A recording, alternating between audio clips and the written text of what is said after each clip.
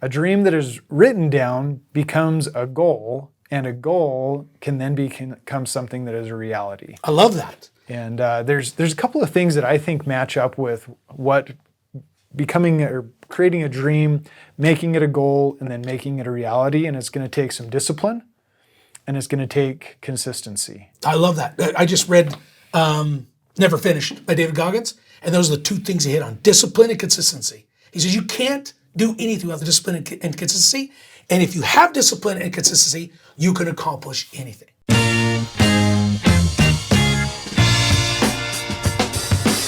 All right, welcome back. I'm Jason. I'm Colter. Good to be here. Good to be here. And we're coming up on New Year's. Yeah, we are. Time to set goals, objectives, what it is we're looking for the year. Yeah, I'm excited. And it's always a good time to reflect on what you did in 2023 and what you're going to do in 2024. And so don't skip on that. Make sure you sit down, not only with yourself, but with your spouse, with your kids, with your significant other, whatever it is for you. Sit down, talk about the year before, or talk about what we just accomplished this year, and then talk about what you want to accomplish next year. Because New Year's resolutions could be, or goals could be personally, could be for your spouse, could be together, could be for your family, could be professionally, could be for your business, whatever that is. But it's always good to review what you did and maybe what you did wrong, and then to push forward into what you want to accomplish or what you're looking forward to in the next year. Yeah. Yeah, and I was going to tell you, so I read this article that talked about how people, for the most part, I can't remember what the percentage is, but it's like 60% of all resolutions that are made for a New Year's resolution, they give up by the 15th of the year, or the 15th of January. And then like another 30 or 40% after that give up by the 30th. And so there's only like 10% that actually even push through, and then a small percentage that actually obtain what it is that they want. So I think that's a crazy thing, and I think it's very telling on who we are and what we are as a society. So how do we stop that curve for us? Well, first of all, a dream that isn't written down is but a dream, right? I agree. A dream that is written down becomes a goal, and a goal can then become something that is a reality. I love that. And there's a couple of things that I think match up with what becoming or creating a dream, making it a goal, and then making it a reality. And it's going to take some discipline, and it's going to take consistency. I love that. I just read Never Finished by David Goggins, and those are the two things he hit on: discipline and consistency. He says you can't do anything without the discipline and consistency. And if you have discipline and consistency, you can accomplish anything. It was very interesting. Sounds like I need to read that book. Yeah, it's good. He's got a foul mouth, but if you can get over the F words, it is a great book. He's pretty foul as far as F words go, but his concepts and what he talks about is incredible, what that guy's accomplished. So let's dig more into that discipline and consistency. What does that do for us? Okay, so discipline, consistency, and we talk about writing it down. There's different formats, and like if you want to just go do a Google search and say, hey, help me format my goals, or here's generally what I'm trying to accomplish, there's different ways of being able to format them. But there's called one's the SMART method, specific, measurable, attainable, realistic, and timely. Wow, you did good. I wouldn't have been able to got that. So when we're talking about specifics, let's say, hey, you know what? One of the goals that I set early on in my career is that I wanted to buy one rental property every single year. I set that back in 2010, and I started buying my first house. And so I bought my first one, my second one in 2010. It was specific, right? So specific means I'm going to buy one, right? It doesn't mean I'm buying two. It doesn't mean I'm buying 10. It doesn't mean but it definitely means that I'm not buying zero. There you go. I love that. Right? Yeah. And so that specific is, hey, you know what? I'm going to do this. Measurable is, well, there's a quantity tied to it. And so one rental property means I'm going to buy one rental property. Yeah. Is it attainable? Okay, well, there's going to be some steps to making it attainable. Do I have the cash? No, probably not. Especially when I was in college and, poor as a church mouse, right? Yeah. But was it measurable or attainable is what are the resources that I have available to me to go and buy that first house? And whether it was financing, I honestly started using student loans. I used student loans for my first down payment on a house.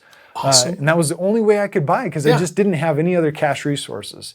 And then realistic is, okay, well, we've gone through attainable, we've gone through measurable, we've gone through specific. Realistic is, do I know how to apply those resources properly? And you didn't say, I'm going to buy 20 rental properties this next year.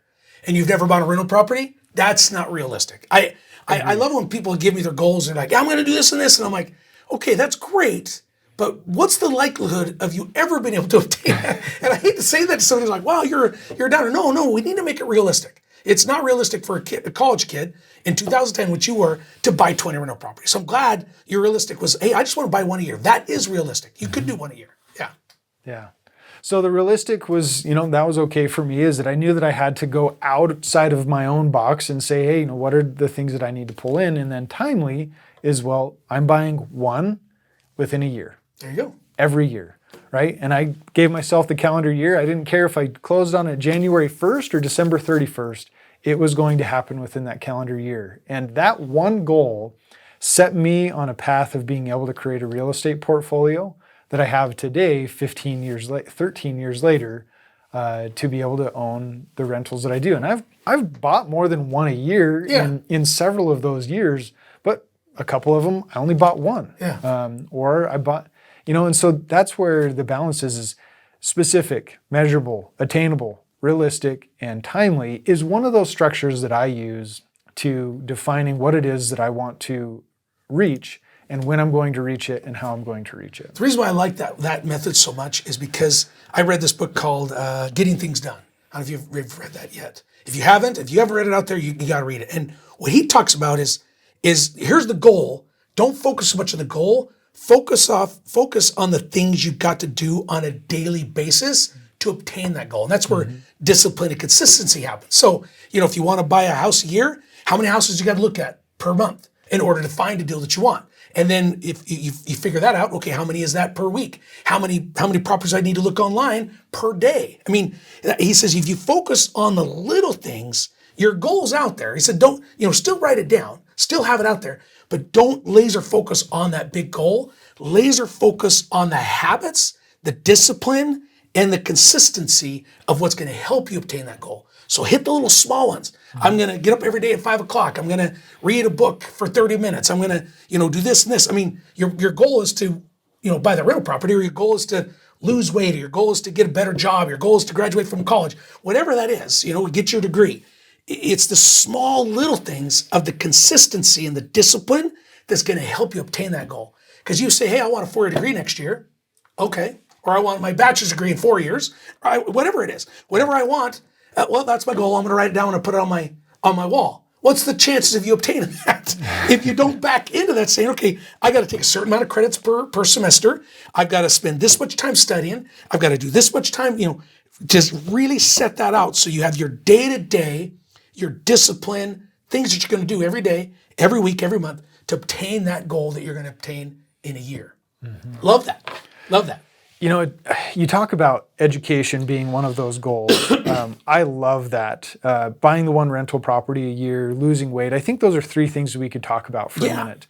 When it comes to education, I value education. I got my bachelor's and I got my master's, and I am really glad that I did. But I was so mad in one of my lectures while I was in my master's program is that one of my professors chimed in and said, look, you guys really aren't here to learn how to make money. You're here to learn how to learn. And I'm like, interesting. No. I want to learn how to make money. Yeah, that's what I want this to be like, all right, now you know how to go and apply all these principles, and we're going to go and create the success that I'm looking for, right? And that's going to make an impact on your bank account. Yeah.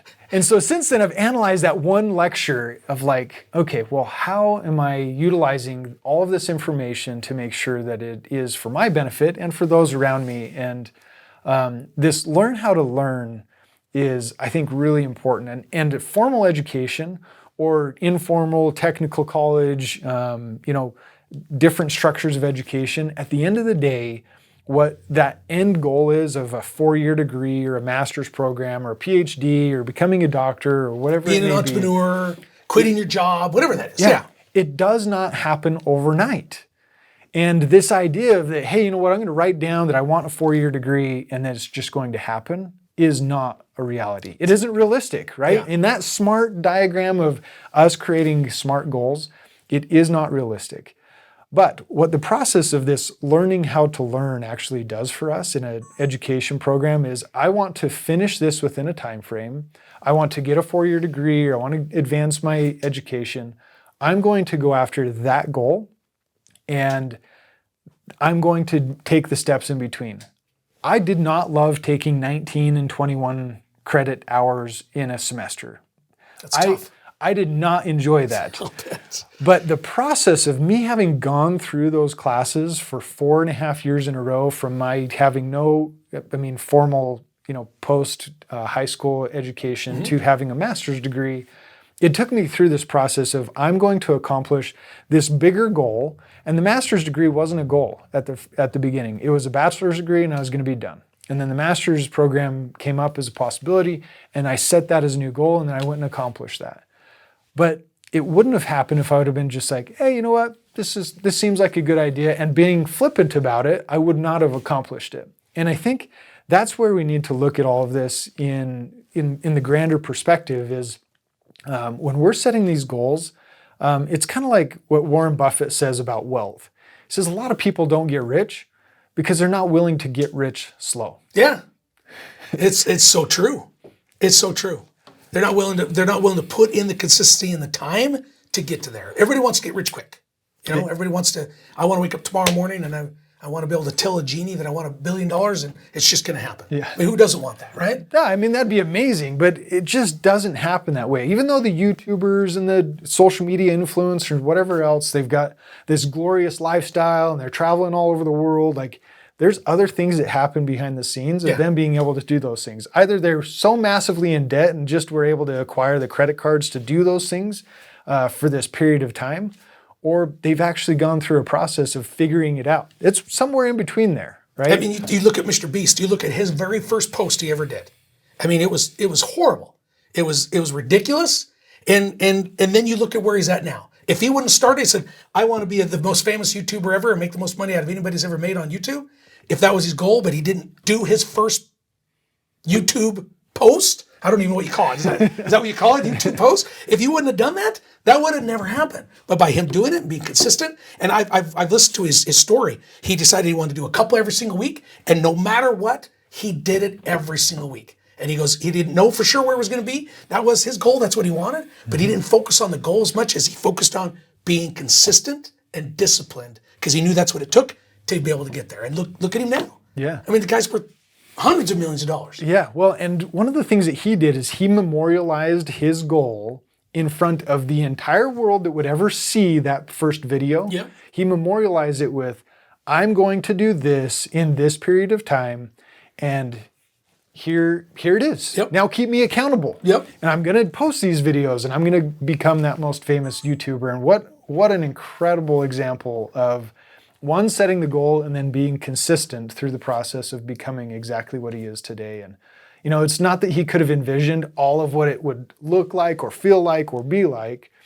It's just that he decided he was going to do it. And he took action, and it was massive action through, the period of time it's taken him to get to where he is today. I love it. I do too. So right before we end this podcast, let's talk about real things people can use right now that's coming up on our New Year's Day on how they can get the discipline, they can set the goal, but do the things they need to do so that they accomplish it. So they're not part of that statistic of they bail at January 15th or January 30th, that they're part of that 8% or that 9% that actually accomplishes that goal. Mm-hmm. What would you tell somebody who's like, I'm going to set some goals. How would I do that right now? What's my first step?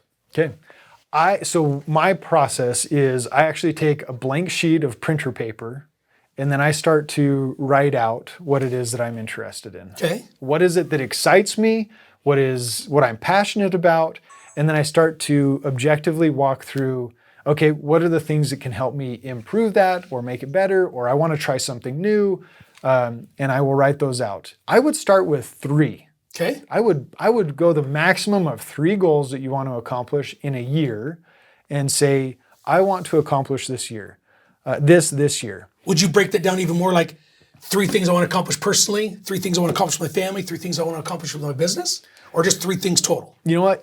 If you are seasoned and having experienced reaching the goals that you really, if you've been able to hit your goals for the last 5 years in a row, I would say write 9 goals down. Okay. I'm glad you said it, because some people get a little over crazy with their goals.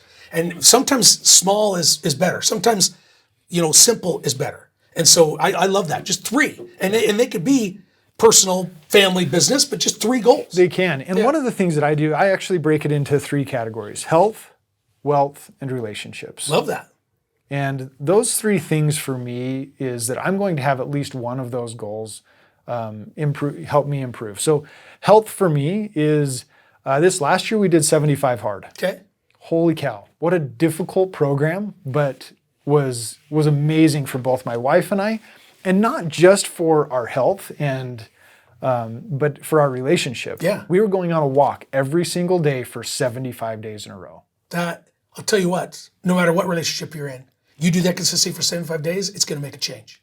And it did. Yeah, and that's awesome. And I'm a testament to it, that it was good for our relationship. And we've gone through some stuff this year with other family members, and we just needed to be on a connected level, and what a blessing. So that impacted, and I break it down to health, wealth, and relationships, is because I think that they are eternally interconnected. Love that. Yeah. And so because health, if I'm not healthy enough to be able to go and be active with my family, my relationships are suffering. If I'm not healthy enough to go to work and be able to perform at the highest level for everybody that depends on me to do my job, you're selling yourself short and your family short. I am. Yeah.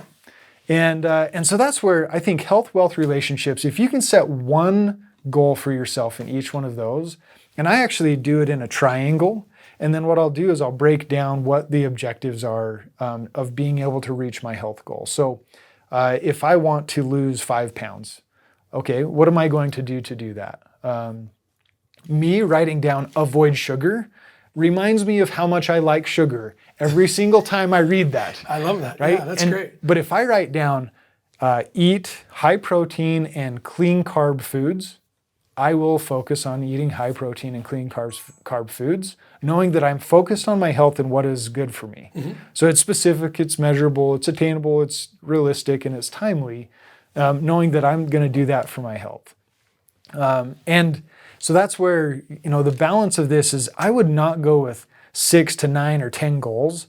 I would find one thing that you're objectively trying to reach, and then you can break it down to 6 to 9 steps of how you're going to reach that one goal. Yeah, because you're 100% right. If you have 9 goals, then not only the 9 goals, now each one of those goals are going to have 3 or 4 or 5 goals to obtain that goal. So I love that. Keep it simple. 3 in 3 different categories, because you're going to have sub goals in order to obtain those goals, and you don't want to overwhelm yourself. And I think that's where people get trapped, is they're like, oh, I want to make some New Year's resolutions. They make it so extravagant, they give up before they even start, because there's no way they're going to be able to accomplish that. So keep it simple.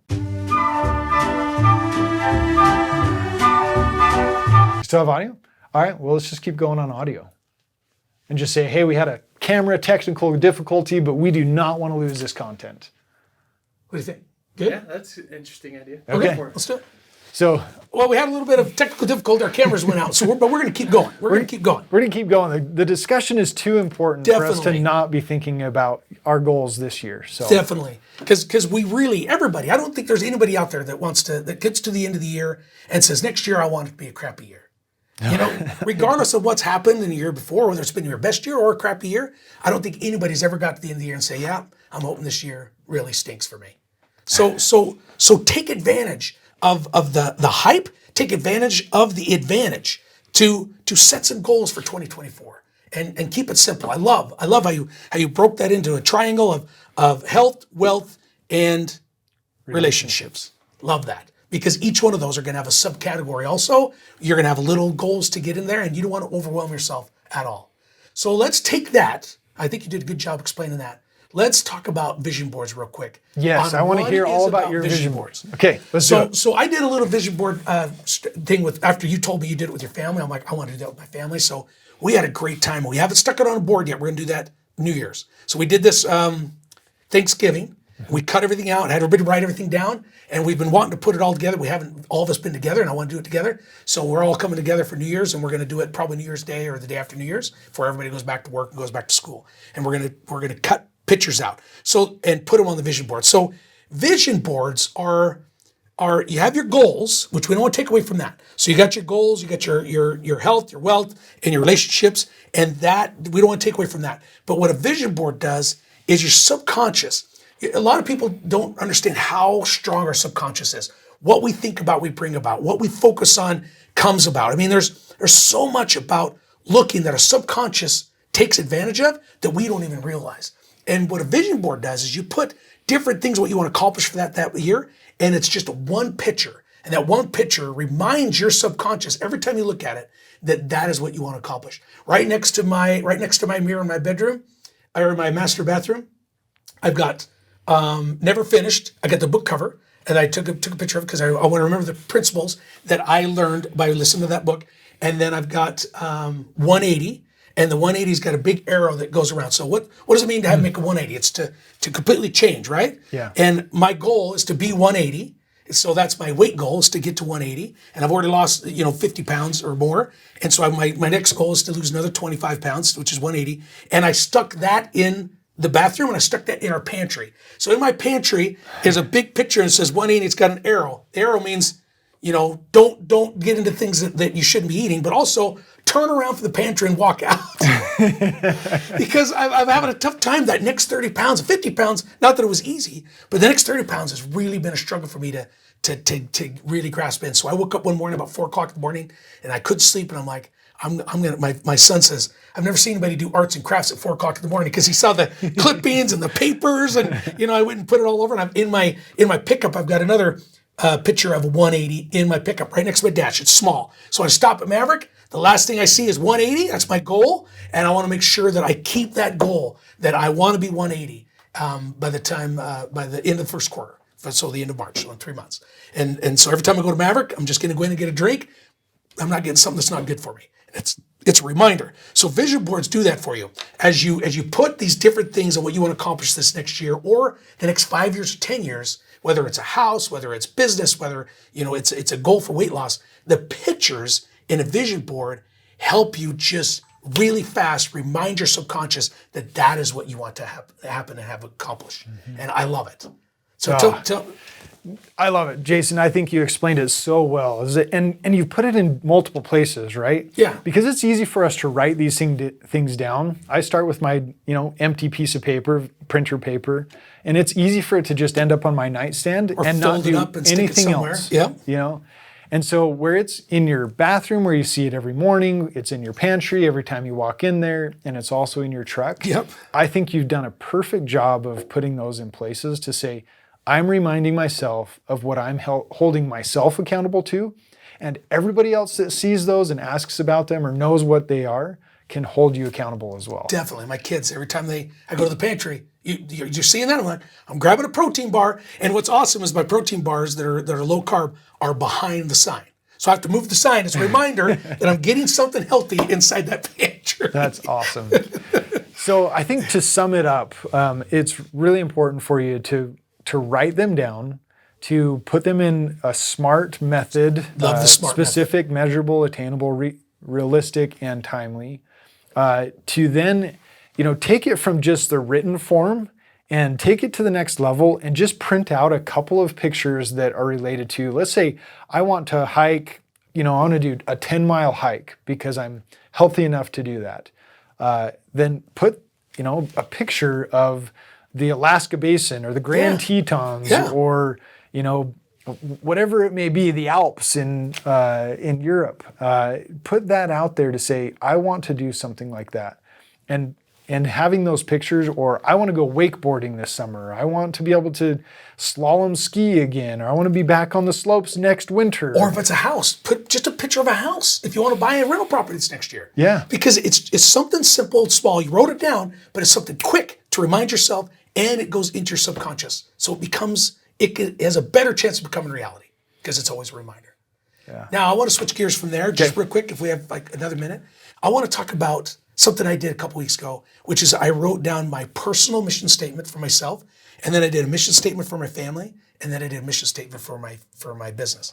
And I didn't plan on doing it that morning, but we were talking about a few things on creating, who it is we're trying to talk to, who's the typical person that we want to sell to, and other companies I'm involved in, and what it did is it put me on a path of what is my personal mission statement for myself, and I flipping dug into that. I was so laser focused, and I never type. And if I do type, it's like 2 fingers. And I'm not kidding. It was like my 8th grade typing class came alive, and I'm just typing away. In fact, my buddy was sitting next to me. He's like, "I've never seen you type like that before." And I'm like, "I know. I don't even want to stop. I'm just typing away." And I wrote out my mission statement, and it was awesome. Just things of who I am. And this is how I put every one of them.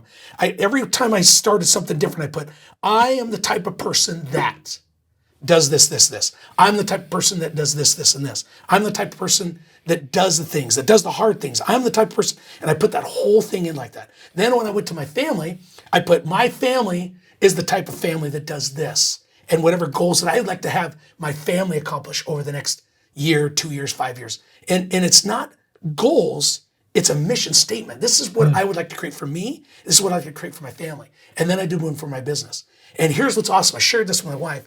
And my wife got overwhelmed a little bit. She's like, "Oh man, I don't know how I feel about all that." And I'm like, "Shell, this is me, not you. I'm not bringing you in on this, that I want your help with this. This is my mission statement for myself.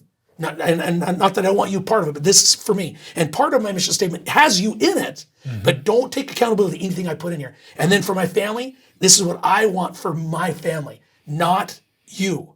So I said, "Release yourself from this. I'm just letting you know what and as soon as I said that, she's like, "I love that." And now she wants to do one for herself. And it just puts everything out there of who we are as a human, who we are as a dad, who we are as a business owner, who we are and what we want to be. It reminds us of all of that. And I encourage you, if the next week, 2 weeks, I'm not saying you have to do it right before New Year's, create something like that, a mission statement for yourself and for your family, and if you're a business or if you're at work, maybe something for your work, what you want to accomplish.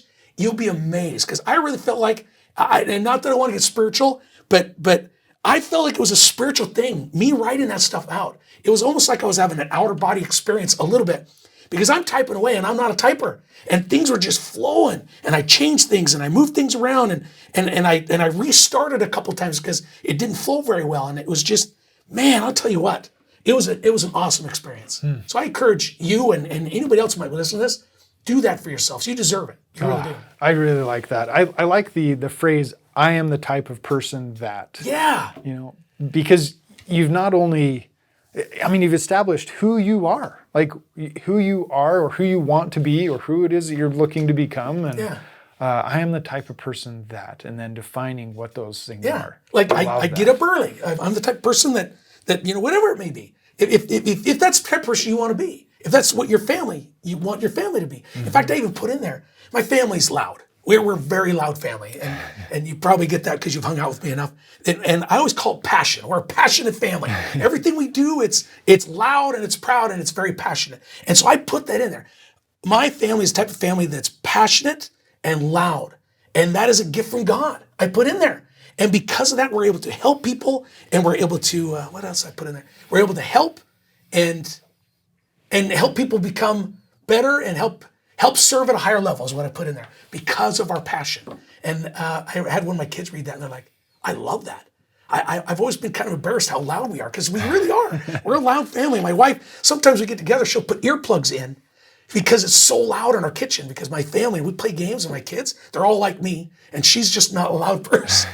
And so she'll put them in there so she can handle the loudness. We're just loud people. But I put that in there. That's the kind of person we are, and it is okay. That's how we do life. Wow. Well, that's amazing. Okay, so I'm going to start writing down, like you did, the "I am the person that," or we are the family that. Yeah. We are, a couple that. My business is the type of business that does this. Yes. Yeah. Yeah. I'll tell you what, it really is awesome. And I'm going to go do my trifecta, my trifecta goals. There we go. Awesome. Look at that. Yeah. That's health, wealth, and relationships. Everybody should have their trifecta written down before the end of the year and before the first. And then let's do some vision boards. And then let's do your mission statement for you and your family, your business, or whatever that looks like. I'm telling you what, these small things might seem weird. These small things might feel like, oh, do I really want to do that? If you want change, if you want something different, you got to do these kind of things. Because if you study the wealthy, they do this. They read books, they write down goals, they have vision boards. I guarantee you Elon Musk has a vision board, and I'll bet it was his car sailing in space. I'm not kidding. I'm serious. I'll bet you if you was to get down to it, he's got that on a vision board somewhere. And what happened? He put his car in space. And he made it happen. He made it happen. So these little things, and not saying you're going to be Elon Musk, but what if you're able to change your degree of where you want to be, even by 2%? By next year, the end of next year, 2%. You might not think that's a lot, but it is. It is, because if you're not progressing, a lot of times you're degressing. And you don't want to ever just stay where you're at, because staying where you're at is not healthy. It's not where we want to be. We always want to be learning. We always want to take things next level. We always want to be better. So write it down so it's measurable, so it's obtainable, so it's realistic, it's timely, right? Mm-hmm. I love that SMART. I'm teaching that tonight to my kids. The SMART. I've heard it before, but for some reason I totally forgot it. So I'm glad you brought that up. Well, and I'm happy to share. I've got a really cool way of being able to break down the SMART principle. I've got it in a one-page document that I'll hand it to you. And, that's awesome. We'll go through that. But thanks for tuning in, guys. Thanks for being a part of this episode. Let's go make 2024 the absolute best year that we possibly can. It's going to be our objective, our mission. Let's go create it together. If you can take, any takeaways from this, go and take some massive action because of some change that you've defined for yourself that's going to be positive for you, your family, the people that you surround yourself with. You can make change of even 2%. And if you use the doubling rule of 72, it would take you not 50 years to increase and to make 100% a difference, but it would take 36 years for you to, by 2% every single year of increase, you'd be able to make 100% change of who your trajectory was going to be. Now, I'm going to ask you real quick before we go. I know we've gone way over. In an airplane, because you're a pilot, if you're off 1 degree from wherever your goal or wherever it is you want to go, if you're off 1 degree, what happens 2 hours, 3 hours down the road? You're miles away from your destination. So miles away. What if you change something just 1 degree? 1 degree by January 1st or February 1st. What would that do for you in your life over the next 12 months? It'd be huge. It would be huge. It is. So that's what we're talking. We're not talking about, something crazy. Just change something by 1 degree, 1%, 2%, whatever it is. Just that one change and being consistent and disciplined, you'd be amazed on who you'll become over the next 6 months to a year. Yeah. So 3 goals. 3 vision board or images that can help you reach those goals, and then write down a mission statement for you and any other organization that you're a part of if you want to. Yeah. But start with you. You cannot change others if you cannot change you. Love that.